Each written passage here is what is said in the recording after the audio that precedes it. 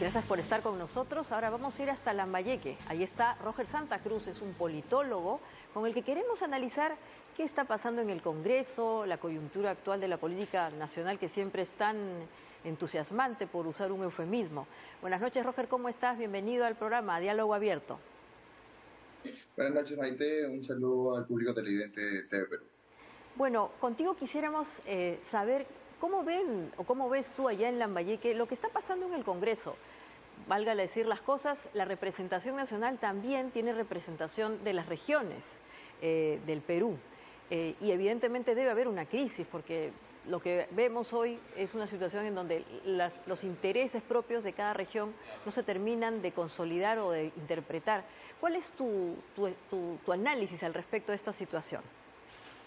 Así es, hemos tenido una deficiencia en el proceso descentralizador en cuanto a satisfacer las necesidades regionales de las provincias o de las regiones, tanto del norte como del sur del país, una situación que se agudiza también en la desconfianza y el descontento de la propia población hacia las instituciones que componen el sistema político y democrático de nuestro país, lo cual se trasluce también en una poca capacidad de diálogo que tenemos de parte de la clase política. Pero tú, como alguien de Lambayeque, ¿sientes que en verdad este Congreso está cumpliendo con su misión de representación, ¿no? O sea, en este momento no sé si hay algún congresista directamente vinculado con la región, con la ciudad donde te encuentras tú, pero en general, ¿te parece que hay una crisis incluso de representación? Porque básicamente la agenda del Congreso hoy en día es si cometió o no un acto delictivo, tal o cual congresista.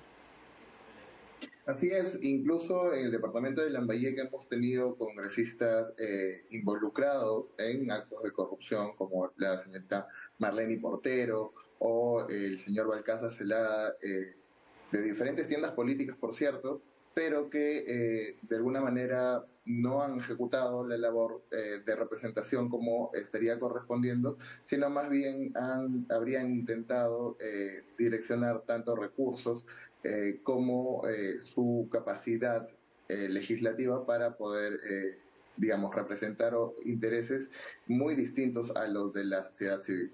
Ujú.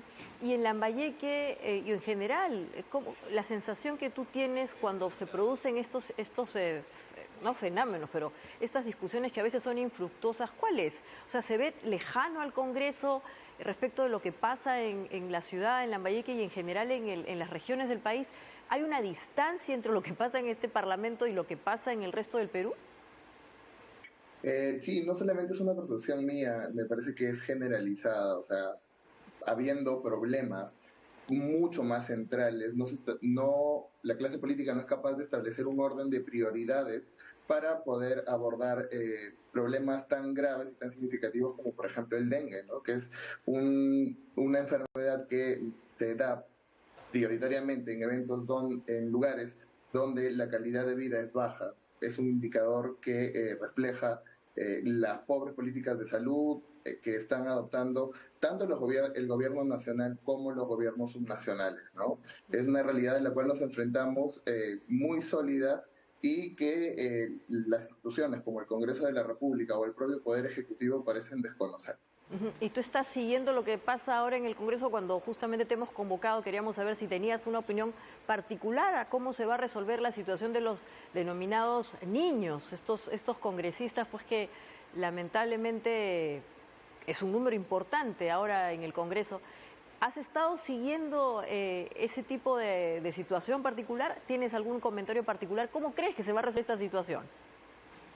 Así es, hasta antes de entrar a la entrevista había visto que se había sometido al voto en el Congreso de la República, no sé cómo vaya en estos precisos instantes, pero digamos, hemos visto votaciones muy apretadas últimamente en el Congreso de la República con alianzas un tanto particulares entre, digamos, no necesariamente esta dicotomía de derecha o izquierda, sino más bien en una programática conservadora, liberal y de apoyo o en contra, tanto al Ejecutivo como ahora a los niños que estarían relacionados pues con un gobierno que evidentemente cuenta con muchas discrepancias con con el gobierno actual, producto de los eventos sucedidos el 7 de diciembre. Entonces, me parece que la votación va a estar bastante ajustada, teniendo en cuenta que también se está visibilizando el hecho de que pueda o no votar personajes como Mari Carmen Alba, que forma parte de la propia bancada de Acción Popular. Vamos a ver cómo se resuelve esto. No sé si tienen datos en vivo también que nos puedan actualizar para dar una retroalimentación. Claro que sí, eso lo vamos a hacer prontamente, en breve, pero quería continuar contigo, Roger. ¿Tú crees entonces que lo que estamos viendo hoy día en el Congreso es básicamente un juego de componendas, de cuotas de poder que se están de alguna manera protegiendo y por lo tanto ya se ha reconfigurado un escenario que no tiene nada que ver con lo que tendría que ser un parlamento? Totalmente. En este tipo de votaciones usualmente lo que se suele destacar es la capacidad de negociación que puedan tener tanto los asesores parlamentarios como los propios congresistas para poder resolver su situación. No olvidar que hemos visto algunos otros casos de blindajes políticos también y no sería una novedad en Claro. este Parlamento. Roger, vamos a hacer justamente una actualización, vamos a irnos con Martín Lino allá para ver qué está pasando, que nos cuente, a ver, en qué se resuelve últimamente. Martín Lino, vamos con él. Adelante, Martín. Maite, muy buenas noches, amigos televidentes. También hace solo unos instantes el Congreso rechazó acusar a Raúl Doroteo, al congresista de Acción Popular, acusado por este caso Los Niños, por el presunto delito de organización criminal y tráfico de influencias agravado. Se requería 52 votos para que esta acusación prospere. Sin embargo, solo ha obtenido 37 votos a favor, hubo 44 votos en contra y 4 abstenciones. Antes de esto había un entrampamiento respecto a cuántos votos se requería, pues las congresistas María del Carmen Alba y Carol Paredes de Acción Popular habían pedido que se les retire de la comisión permanente y así poder ejercer su voto, un voto que iba a sumar a los votos a favor de su suspensión. Sin embargo, esto finalmente, ocurrió, pero se aumentó esos votos que se restaban, se aumentaron al final en el número que se requería, pasó de requerirse 50 a 52. En este momento se vota por la acusación contra el congresista Darwin Espinosa y veremos qué es lo que ocurre, si corre la misma suerte que el congresista anterior. ¿Verdad, Martín? Son malas noticias porque ya vemos otra vez que se produce esta suerte de defensa corporativa, ¿no? Que se ha conocido como que el otorongo no mata otorongo, que es una inspiración, supongo que del planeta de los simios. El simio no mata al simio. Es lamentable, en verdad. No sé si todavía está por ahí Roger con nosotros para ir cerrando la entrevista o ya no está con nosotros.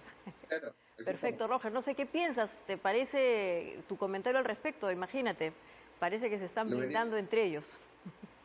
Lo veníamos comentando justo hace un momento, no era de sorprenderse un nuevo blindaje en el Congreso de la República, en este momento el señor Raúl Doroteo, como primero de los 4 niños, ha sido blindado en el Congreso de la República con algunos votos llamativos de algunas bancadas de centro izquierda o centro derecha también que le han brindado su respaldo. La votación sigue en curso, pero no es tampoco de esperar un resultado positivo, al menos a mi manera de ver. Entonces al Respecto a los señor Darwin otros, también le van a salvar la vida, probablemente, según tu interpretación. pensaría que es una decisión colegiada, igual lo tenemos que ver en los próximos minutos. Corporativa, en todo caso, qué terrible, en verdad, lo que digo, ¿no?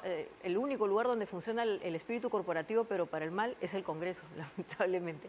¿Algo más que quisieras añadir a este análisis, Roger, desde allá, desde Lambayeque? Y te queremos agradecer mucho porque también la idea es conocer la opinión de gente como tú que se vincula con el tema político. La lejanía, la cercanía de los temas es importante conocer. Sí, yo creo que se refrenda una vez más el hecho del descontento popular que se está teniendo hacia las instituciones, como el Congreso de la República, cuya reputación ya se había visto muy mellada por otros acontecimientos. Hay eventos también saltantes que en los próximos días tendremos que ver, como por ejemplo el tema de la salida de la señora Boluarte. Hay un vacío, una incógnita ahí en esa sucesión. presidencial, digamos, que se daría en caso viaje a los eventos en el extranjero. Y tendríamos que pues también ir viendo cómo se desenvuelve la gestión interna de las políticas públicas que este gobierno Estupendo, pretende desarrollar. estupendo, Roger. Vamos a ir al Congreso, a ver, escuchemos esa votación vinculada a la situación del congresista Darwin Espinosa. A ver, vamos a poner el audio. Más los parlamentarios Valer Taipe y Porta Latino en contra suman 43, en contra a favor 37 y 5 abstenciones. Señores congresistas, no se alcanzó el número de votos requerido para su aprobación. Por consiguiente, se expedirá la resolución legislativa correspondiente y se remitirá al archivo el expediente en el extremo relativo a la acusación constitucional que acusa al congresista Jack Darwin Espinosa Vargas. Darwin, entonces, otro que ha sido salvado por la campana. Bueno, muchas gracias a ti, Roger, hasta allá, Roger Santa Cruz. Un gusto haber conversado y comentado contigo lo que está pasando en el Congreso y seguramente habrá ocasión de volver a hacerlo en el futuro. Gracias y buenas noches a todos los que están allá. Muchas gracias y buenas noches, Marité.